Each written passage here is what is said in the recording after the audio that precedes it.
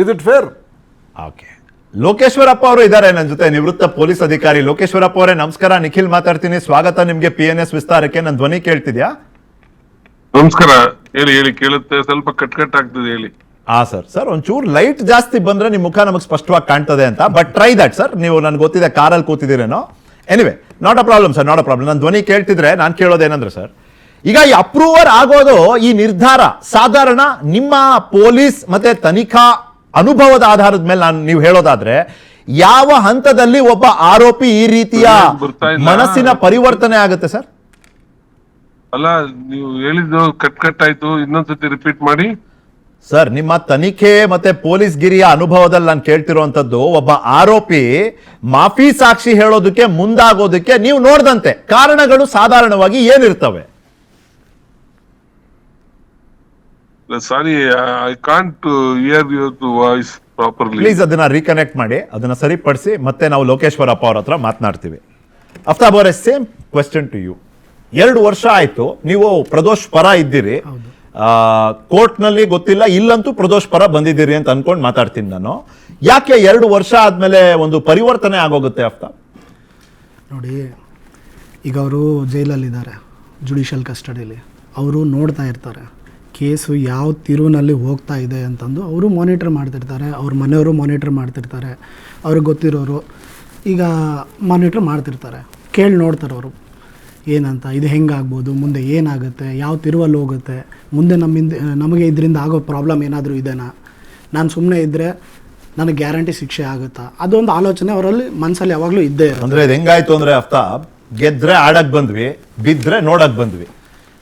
Bale ಸಿಗತ್ತೆ ದರ್ಶನ್ಗೆ ಅಂದ್ರೆ, ನಾನ್ ದರ್ಶನ್ ಸ್ನೇಹಿತ, ನಂದು ದರ್ಶನ್ದು ಹಳೆ ಸಂಬಂಧ, ನಾವು ಲೈಫ್ ಲಾಂಗ್ ಒಟ್ಟಿಗೆ ಇರ್ತೀವಿ, ಜೈಲಲ್ಲೂ ಒಟ್ಟಿಗೆ ಇರ್ತೀವಿ, ಬೇಲಾಗಿ ಹೊರಗೂ ಒಟ್ಟಿಗೆ ಬರ್ತೀವಿ. ದರ್ಶನ್ಗೆ ಬೇಲ್ ಆಗೋ ಡೌಟು ಅಂತ ಗೊತ್ತಾದ ತಕ್ಷಣ ಗೆದ್ರೆ ಆಡಕ್ ಬಂದ್ವಿ, ಇವಾಗ ಬೀಳ್ತೀವಿ ಅಂತ ಗೊತ್ತಾಯ್ತಲ್ಲ, ಅದಕ್ಕೆ ನಾವು ನೋಡಕ್ ಬಂದಿದ್ವಪ್ಪ. ನಾವು ಬರೀ ನೋಡಿದ್ವಿ ಅಷ್ಟೇನೆ. ನಾನು ಹೇಳ್ದೆ ಅವ್ರಿಗೆ ಹೊಡಿಬೇಡ ಅಂತ ಹೇಳ್ದೆ ನಾನು. ಈ ತರ ತಿರುಗ್ಬಿಟ್ರೆ ದರ್ಶನಿಗೆ ಬೇಲ್ ಆಗುತ್ತೋ ಇಲ್ಲೋ ಇವ್ರಿಗೇನು ಸಂಬಂಧ ಸರ್? ದರ್ಶನಿಗೆ ಬೇಲ್ ಆಗೋದ್ರಿಂದ ಇವ್ರಿಗೇನು ಸಂಬಂಧ? ದರ್ಶನ್ ಅಪ್ಲೈ ಮಾಡ್ಕೊಳ್ಳಿ, ದರ್ಶನಿಗೆ ಬೇಲ್ ಆದ್ರೆ ದರ್ಶನ್ ಅವ್ರು ಹೊರಗೆ ಹೋಗ್ತಾರೆ. ಅದಕ್ಕೆ ಇದಕ್ಕೆ ಏನು ಸಂಬಂಧ? ನಮ್ಮ ಕ್ಲೈಂಟ್ಗೆ ದರ್ಶನ್ ಅವ್ರಿಗೆ ಏನು ಸಂಬಂಧ? ಅಲ್ಲ, ಯಾಕಂದ್ರೆ ಸಂಬಂಧ ಏನು ಅಂದ್ರೆ A2 ಮತ್ತೆ A14 ಸಂಬಂಧ ಅಷ್ಟೇ ಅಲ್ವಾ? A2 ದರ್ಶನ್ ಇದಾರೆ, A14 ಪ್ರದೋಷ್ ಇದಾರೆ. A2 30 ಲಕ್ಷ ಕೊಟ್ರು, ಅದೊಂದು ಸಂಬಂಧ. ಹೋಗಿ ಅವರು ಪವಿತ್ರ ಗೌಡನ ಆ ಸೈಟ್ ಕರ್ಕೊಂಡ್ ಬಂದ್ರು, ಅದು ಒಂದ್ ಸಂಬಂಧ. ಚಿತ್ರದುರ್ಗದಿಂದ ತಪ್ಪು ಆರೋಪವನ್ನ ಹೊತ್ಕೊಳ್ಳಕ್ಕೆ ಇಬ್ಬರನ್ನ ಕರ್ಕೊಂಡ್ ಬಂದ್ರು, ಅದಕ್ಕಾಗಿನೇ 30 ಲಕ್ಷ ಇಸ್ಕೊಂಡಿದ್ರು, ಅದು ಸಂಬಂಧ. ಸಾಲದಲ್ವಾ ಸರ್? 30 ಲಕ್ಷ ಯಾರು ಕೊಡ್ತಾರೆ? ಹೇಳಿಕೆ ಚಾರ್ಜ್ ಶೀಟ್ ಅಲ್ಲಿ ಏನಿದೆ, ಐ ಆಮ್ ಕೋಟಿಂಗ್ ದಟ್ ಅಷ್ಟೇ. You can refuse the charge sheet, ಅದು ನೀವು ವಕೀಲರ ನಿಮ್ಮ ಅಧಿಕಾರ ಇದೆ ಸರ್. ಮತ್ತೆ ನಾವು ರಿಫ್ಯೂಸ್ ಮಾಡ್ತೀವಿ, ಎಲ್ಲಿದೆ ಸಾಕ್ಷಿ? 30 ಲಕ್ಷ ಕೊಡೋದಕ್ಕೆ ಸಾಕ್ಷಿ ಎಲ್ಲಿದೆ ಓಕೆ. ಈಗ ಟವರ್ ಡಂಪ್ ಅಂತ ಒಂದಿದೆ ಸರ್, ಹೌದು. ಆಮೇಲೆ CDR ನೋಡಿದ್ದಾರೆ ಸರ್, ಕೆಲವರು ಬೇರೆ ಬೇರೆ ನಂಬರ್ಗಳು ತಗೊಂಡು ಮಾಡಿದ್ದಾರೆ ಸರ್. ನಾನು ಏನೇ ಪ್ರಶ್ನೆ ಕೇಳ್ತಿದ್ರು, not from a personal space, ನಾನು ಕೇಳ್ತಿರೋದು purely from public point of view. ಗೊತ್ತಿರಲಿ ನಿಮ್ಗೆ, ಈ ಟವರ್ ಡಂಪ್ ಅಲ್ಲಿ ಬಹಳ ಸ್ಪಷ್ಟವಾಗಿ ಹೇಳುತ್ತೆ, cluster of mobile devices. Pattanagere shed ಸುತ್ತಮುತ್ತ ಇದ್ದಂತ 2 ಟವರ್ಗಳಲ್ಲಿ ಕ್ಲಸ್ಟರ್ ಆಫ್ ಮೊಬೈಲ್ ಡಿವೈಸಸ್ ಸಿಕ್ಕಿದೆ. ಆ ಕ್ಲಸ್ಟರ್ ಗಳಲ್ಲಿ ಇವ್ರಿಗೆ ಸಂಬಂಧಪಟ್ಟಂತ ಎಲ್ಲಾರ್ ನಂಬರ್ ಇದೆ ಅಂತ ಸಂಬಂಧ ಸರ್. ಪ್ಲೀಸ್ ಆಯ್ತು.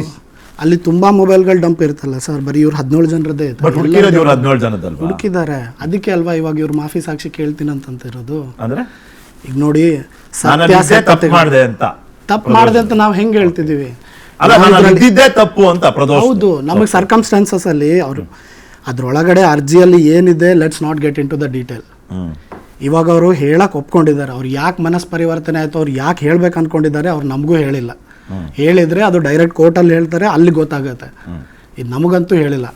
ನಮ್ಮ ಕಕ್ಷಿದಾರರು ಏನು ಹೇಳ್ತಾರೆ, ಅವ್ರು ಬಂದು ಅವ್ರದ್ದು ಏನೈತೆ, ನಾವು ಹಿಂಗೆ ಮಾಡ್ಬೇಕು ಅನ್ಕೊಂಡಿದೀವಿ ಅಂತ ನಮಗೆ ಹೇಳ್ತಾರೆ. ನಾವು ಅವರಿಗೆ ಏನು ಹೇಳ್ತೀವಿ, ನೋಡಪ್ಪ ಹಿಂಗೆ ಮಾಡೋದ್ರಿಂದ ಇದರಿಂದ ಇಷ್ಟು ಪಾಸಿಬಿಲಿಟೀಸ್ ಇದೆ, ಇದು ಪ್ರಾಬಬಿಲಿಟಿ ಇದೆ, ಯೋಚನೆ ಮಾಡಿ ಅಂತ ನಾವು ಹೇಳ್ತೀವಿ. ನಾನು ಕೋರ್ಟಲ್ಲಿ ಪ್ರದೂಷ್ನ ರೆಪ್ರೆಸೆಂಟ್ ಮಾಡ್ತೀನಿ, ನಾನು ಅವನ ಪರ ವಾದ ಮಾಡ್ತೀನಿ. ಈಗ ಕ್ಲೈಂಟ್ ಬಂದು ನನಗೆ ಈ ಥರ ಮಾಡೋದಿದೆ, ನೀವು ಇದಕ್ಕೆ ನನಗೆ ಸಹಾಯ ಮಾಡಿ ಅಂದರೆ ನಾನು ಅವ್ರ ಪ್ರಕಾರ ಹೋಗಬೇಕಾಗತ್ತೆ. ನಾನು ಇಲ್ಲಿ ಬೇಡ, ಇದು ಬೇಡ, ನಾನು ಮಾಡಲ್ಲ ಅಂತಂದರೆ ಅವ್ರು ನನಗೆ ಬಿಡ್ತಾರೆ, ಬೇರೆ ವಕೀಲರ ಹತ್ರ ಹೋಗ್ತಾರೆ. ಅವ್ರಿಗೆ ಏನಿದೆ ಅವ್ರು ನಮಗೆ ಹೇಳ್ತಾರೆ, ನಾವು ಅದನ್ನು ನ್ಯಾಯಾಲಯಕ್ಕೆ ಹೇಳ್ತೀವಿ. ನೀವು ವೃತ್ತಿ ಧರ್ಮ ಪಾಲನೆ ಮಾಡ್ತಿದ್ದೀರಿ, ಯು ಆರ್ ಅನ್ ಅಡ್ವೊಕೇಟ್. ನಿಮ್ಮ ಕ್ಲೈಂಟಿನ ಆಸಕ್ತಿ, ಅಭಿಪ್ರಾಯ ಏನಿದೆ ಅದನ್ನ ಈಡೇರಿಸ್ತಿದ್ದೀರಿ ನೀವು, ಅಲ್ವಾ? Okay sir. ಈಗ ಒಬ್ರು ಅಪ್ರೂವರ್ ಆಗ್ತಾರಲ್ಲ sir, there are 3 possibilities here. ಒಂದು, ತಾವೇ ಮನಸ್ ಪರಿವರ್ತನೆ ಆಗೋಯ್ತು, ರಾತ್ರಿ ದೇವ್ರ ಕನ್ಸಲ್ ಬಂದ್ರು, ಇದು ಸರಿಯಲ್ಲ ರಜಾ ಅಂದ್ರು, ಓಕೆ ನಾನು ಅಪ್ರೂವರ್ ಆಗ್ಬಿಡ್ತೀನಿ, ನಿಜ ಹೇಳ್ತೀನಿ, ಇದು ಒಂದು ಪಾಸಿಬಿಲಿಟಿ ಸರ್. ಸೆಕೆಂಡ್, ಯಾವುದೋ ಒಂದು ಒತ್ತಡ ಸರ್, ನೀನು ಆಗ್ಬಿಡು, ನೀನು ಅಪ್ರೂವರ್ ಆಗ್ಬಿಡು. ಎಷ್ಟೋ ಕೇಸ್ಗಳಲ್ಲಿ ಪೊಲೀಸರೇ, ನೀವೇ ಹೇಳಿದ್ರಿ ಸರ್, ಪೊಲೀಸರೇ ಕುಮ್ಮಕ್ ಕೊಡ್ತಾರೆ, ನೀನು ಅಪ್ರೂವರ್ ಆಗ್ಬಿಡು, ಬೇರೆಯವ್ರದೆಲ್ಲ ಒಂದ್ ಕಡೆ ಆಗ್ಲಿ, ನೀನು ಬಚಾವ್ ಆಗ್ಬಿಡು. ಸರ್, ಮೂರನೇದು and more importantly and more seriously sir, ಯಾರು ಆರೋಪಿ ಇರ್ತಾರೆ, he will have some expectation, ಸ್ವಲ್ಪ ನಿರೀಕ್ಷೆ ಅಪೇಕ್ಷೆಗಳಿರ್ತದೆ ಅವ್ರದ್ದು. ನನಗೆ ಹಿಂಗೆ ಕೊಡ್ಲಿ, ನನಗೆ ಹಿಂಗೆ ಮಾಡಲಿ, ನನಗಿದು ಸಿಗ್ಲಿ ಅಂತ ಬೇಡಿಕೆ ಇಟ್ಟಿರ್ತಾರೆ. ಅದು ಆಗದೆ ಇದ್ದಲ್ಲಿ ಉಲ್ಟಾ ಹೊಡಿತಾರೆ, ಅಪ್ರೂವರ್ ಆಗ್ಬಿಡ್ತಾರೆ. ಇದಕ್ಕೆ ತನಿಖೆ ಆಗಬೇಕಾ ಅಥವಾ ಅಟ್ ದಿ ಔಟ್ಸೆಟ್ ನ್ಯಾಯಾಲಯದ ಮುಂದೆ ಹೋಗಿ ನಾನು ಮಾಫಿ ಸಾಕ್ಷಿ ಹೇಳ್ತೀನಿ ಅಂದ ತಕ್ಷಣ ಅದನ್ನ ಒಪ್ಪಿಬಿಡ್ಬೇಕಾ? ನೋಡಿ, ತನಿಖೆ ಆಗೋದಿಲ್ಲ. ಈಗ ಪ್ರಾಸಿಕ್ಯೂಷನು ಚಾರ್ಜ್ ಶೀಟ್ ಹಾಕಿದ್ದಾರೆ, ಚಾರ್ಜ್ ಫ್ರೇಮ್ ಆಗಿದೆ, ಚಾರ್ಜ್ ಫ್ರೇಮ್ ಆದಮೇಲೆ ಸಮನ್ಸ್ ಕೊಟ್ಟಿದೆ, ಟ್ರಯಲ್ಲು ಹೋಗ್ತಾ ಇದೆ. ಈಗ ಮೊನ್ನೆ ಒಂದು ಪ್ರಕರಣದಲ್ಲಿ ತೀರ್ಪು ಕೂಡ ಬಂದಿದೆ.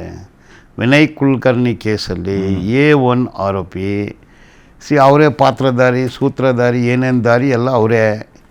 ಅವರು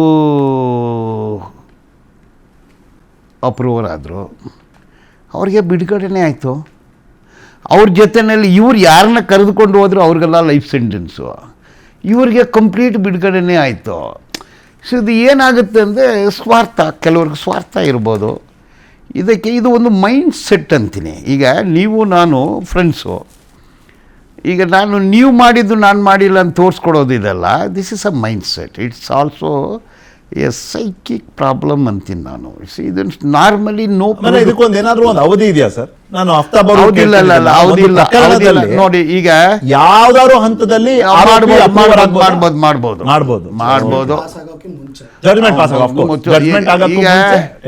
ಈಗ ಈ ಕ್ಯಾನ್ ಟರ್ನ್ ಅಪ್ರೂವರ್. ಈಗ ಅಪ್ರೂವರ್ ಆದಮೇಲೆ ಏನಾಗುತ್ತೆ, ಈಗ ಒಂದು ಸ್ಟೇಟ್ಮೆಂಟ್ ಕೊಟ್ಟಿದ್ದಾರೆ, ಅದರಲ್ಲಿ ಅವ್ರನ್ನ ಬಿಡುಗಡೆ ಮಾಡಲ್ಲ. ಅದನ್ನ ನಮಗೆ ಎಲ್ಲ ಲಾಯರ್ಗಳಿಗೆ ಕಾಪಿ ಕೊಡಬೇಕಾಗತ್ತೆ. ಈ ಬಿಕಮ್ ಎ ವಿಟ್ನೆಸ್ ನಾವು, one of the star witness. ಇವರು ಬಾಕ್ಸ್ಗೆ ಬರಬೇಕು.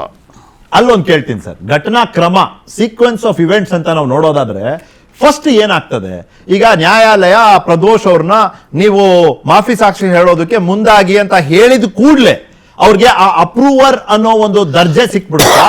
ಅವ್ರಿಗೆ ಅವರ ಶಿಕ್ಷೆಯ ಒಂದು ಪ್ರಮಾಣದಲ್ಲಿ ಅವ್ರಿಗೆ ರಿಯಾಯಿತಿ ಸಿಕ್ಬಿಡುತ್ತಾ? ಅವರು ಬೇಲಿಗೆ ಅರ್ಹತೆಯನ್ನ ಪಡ್ಕೊಂಡ್ಬಿಡ್ತಾರೆ. ನೋಡಿ, 2 ಕೇಸು, ಒಂದು ರುದ್ರೇಶ್ ಮರ್ಡರ್ ಕೇಸು, ಅದರಲ್ಲಿ ಬೇಲ್ ಬಿಟ್ಬಿಟ್ರು. 7 ಜನ ಅರೆಸ್ಟ್ ಮಾಡಿದ್ರು ಸರ್, ಶಿವಾಜಿನಗರ್. ಹೌದು, 6 ಜನ ಅರೆಸ್ಟ್ ಮಾಡಿದ್ರು. 6ನೇ ಅವನು ಅಮಾಯಕನ್ನ ಸೆಟ್ ಮಾಡಿದ್ರು. ಅವನು ಫಾರಿನ್ನಲ್ಲಿದ್ದ, ಅವನು ಬಂದು ಅಪ್ರೂವರ್ ಆದ, ಬೇಲ್ ಸಿಕ್ತು, ಫಾರಿನ್ಗೆ ಹೋದ. ಆಯಿತಾ? ಇದು ಒಂದು ವಿಷಯ.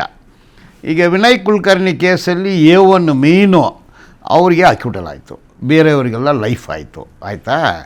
ಸೊ ಇದರಲ್ಲಿ ಏನಾಗುತ್ತೆ, ನಾನು ಮಾತ್ರ ಬಚಾವ್ ಆಗಬೇಕು. ಏನು ದಾರಿ? ನನ್ನ ಗಳಿಯನ್ನು ನಾನು ಹಾಕ್ಕೊಡ್ಬೇಕು. ಯಾರು ಏನಾಗಲೇ ಆಗಲಿ ನಾನು ಚೆನ್ನಾಗಿರಬೇಕು. ಈ ಮನಸ್ಥಿತಿ ಇದಲ್ಲ, ಯಾರು ಏನೋ ಆಗಲಿ ನಾನು ಚೆನ್ನಾಗಿರ್ಬೇಕು. ಸರ್, ಒಂದು ಮಾತು ಹೇಳಿ,